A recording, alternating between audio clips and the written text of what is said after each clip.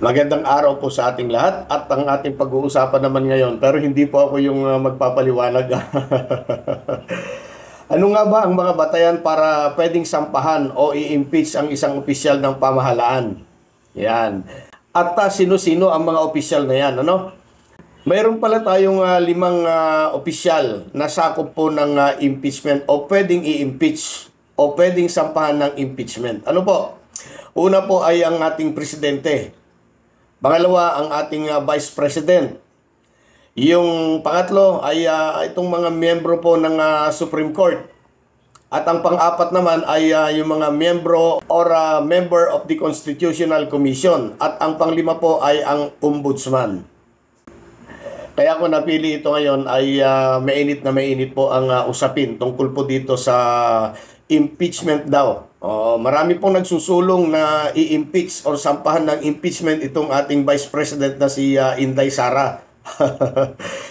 Hindi po ako abogado kaya naghanap po ako ng isang magaling na abogado.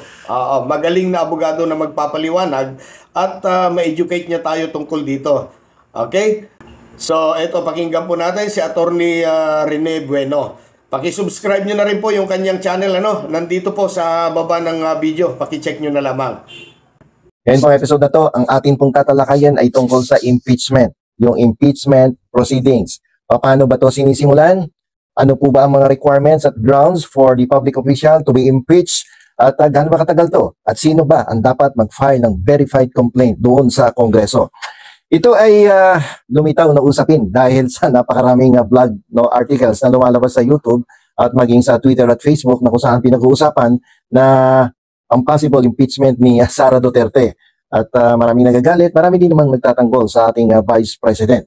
So yan po ang ating tatalakayin sa episode na to kung paano inuumpisahan ang impeachment proceedings dito sa ating bansa. Alam niyo po itong impeachment, ito po ay nakasaad sa ilalim ng ating Article 11 of the 1987 Constitution.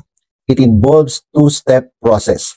At kasangkot dito ang ating House of Representatives at ang ating Senate of the Philippines. So para maumpisahan ang impeachment proceedings, kinakailangang merong magsampa ng verified complaint coming from any member of the House of Representatives or any private citizen upon resolution of endorsement coming from any member of the House.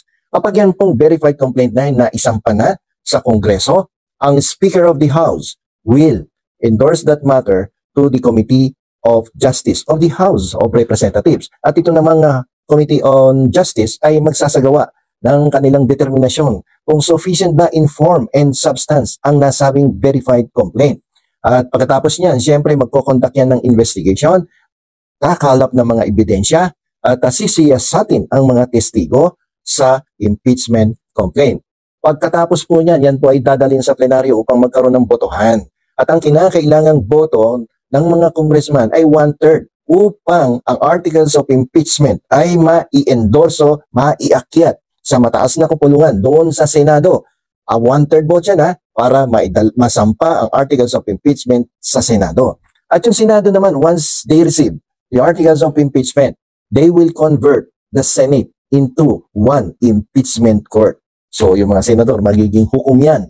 No? At sila ang maglilitis. No? Parang mga justices yan. Lilitisin ang nasasakdal sa kasong impeachment. At ang kanilang presiding officer ay walang iba kundi ang Chief Justice of the Supreme Court. Yan ay magkakaroon ng presentation of the evidence at ipapatawag yung nasasakdal, yung mga testigo sa kasong impeachment. At kapag napatunayan ng nagkasala ang nasasakdal, dyan ay magkakaroon ng perpetual disqualification sa public office yung nasasakdal. Tanggal siya doon sa kanyang opisina bilang President, Vice President, or member yan ng Constitutional Commission, Ombudsman, or member yan ng Supreme Court. So pag napatunayan na nagkasala, sibak sa pwesto yung inireklamo ng impeachment.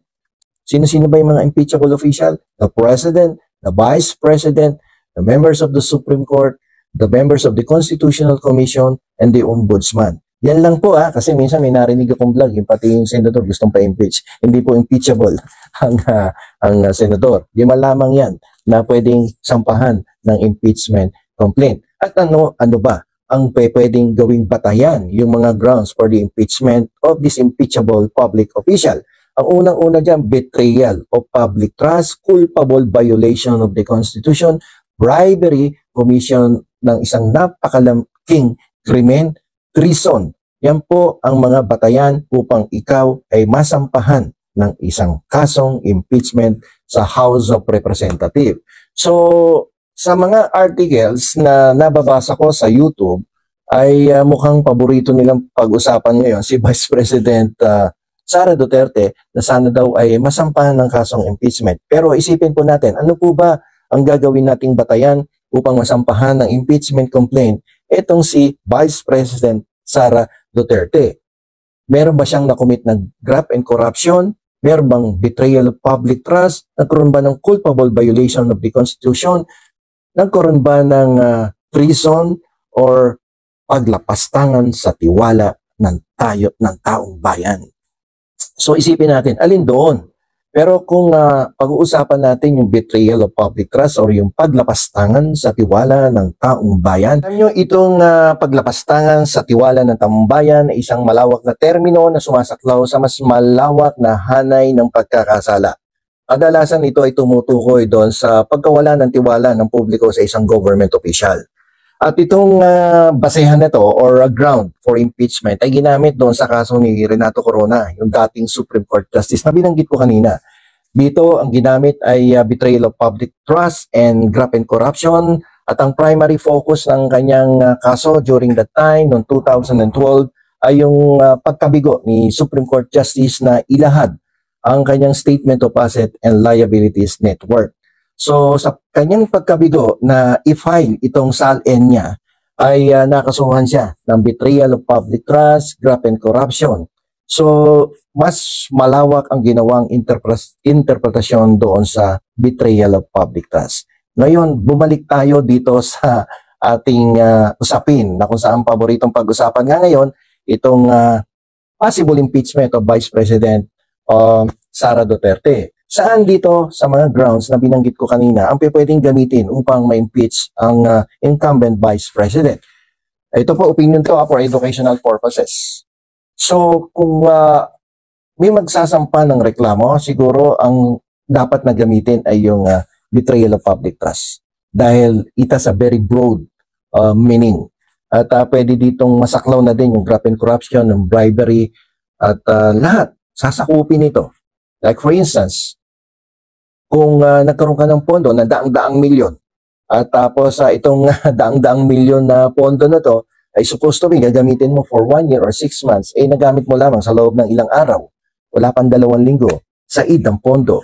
So although may confidentiality yung funds na yun, pero spending that huge amount of money in a couple of days only, teka muna, mukhang kaduda-duda yan. At medyo mag-erode ang trust sa iyo ng taong bayan sapagkat sa gitna ng mga kalamidad, sa gitna ng paghihirap ng ating bayan na nangangailangan ng ayuda at suporta upang makatawid sa kanilang pagkagutom, sa unemployment, no, ay na desisyonan mo pang gastusin itong pondong napakalaki na worth more than 100 million ay ginastos mo lamang sa loob ng ilang araw. Medyo may erosion ng public trust yan. Merong paglapastangan sa tiwala ng taong bayan na kung saan bilang isang department secretary na kung saan dapat gamitin mo ang pondo na yan sa isang kapaki-pakinabang upang itaas ang antas ng edukasyon sa Republika ng Pilipinas ay nagastos mo sa loob ng mahigit 10 araw nang walang malinaw na pagpapaliwanag kung saan napunta ang perang ibinigay ng gobyerno sa iyong departamento. May pananagutan, may kailangang ipaliwanag, may kailangang managot.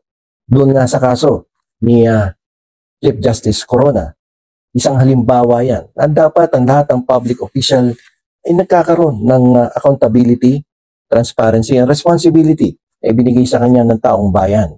Hindi porket nandiyan ka sa posisyon mo, ay pwede mo nang gawin ang gusto mong gawin na hindi naman napapakinabangan ng taong bayan.